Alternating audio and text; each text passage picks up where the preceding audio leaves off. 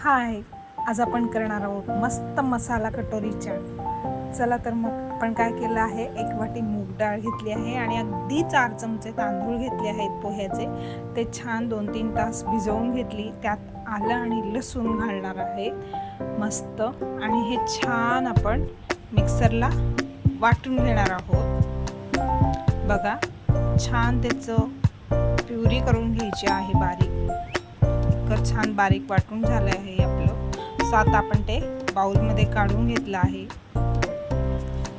आणि त्यात घालणार आहोत अगदी पाव चमचा हळद घालणार आहोत आणि मीठ घालणार आहोत चवीनुसार। मस्त छान मिक्स करून घ्यायचं आहे आपल्याला।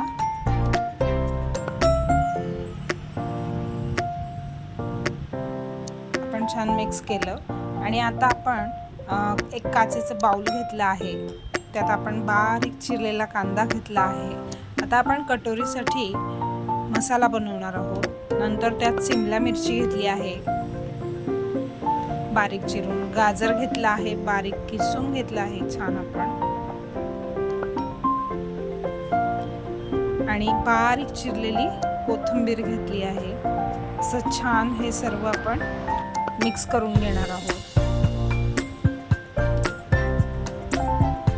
यात भाज्या तुम्ही कुठल्याही घालू शकतात। माझ्याकडे शिमला मिरची अवेलेबल होती, गाजर होतं म्हणून मी त्या घातल्या। सो आता त्याच्यात आपण मॅगी मसाला घालून घेणार आहोत अर्धा चमचा,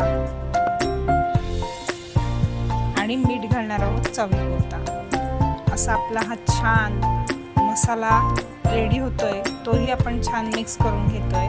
बघा, आपला मसाला सुंदर असा रेडी झाला आहे। आता आपण आप्पे पात्र घेऊन त्याला छान तेल लावून घेतलंय आणि ते छान असं तापून झालंय आपलं। सो आता आपण त्यात मूग डाळीचं जे वाटण केलं होतं, म्हणजे मिश्रण जे बारीक केलं होतं, सो ते आप्पे पात्रात घालून घेणार आहोत। आणि बघा, आप्पे पात्र तापल्यानंतर ते मिश्रण घातल्यावर थोडं चमच्याने असे खोल वाटीसारखा त्या आकार करायचा आहे चमच्यानेच। बघा, असं छान वाट्या तयार करायच्या।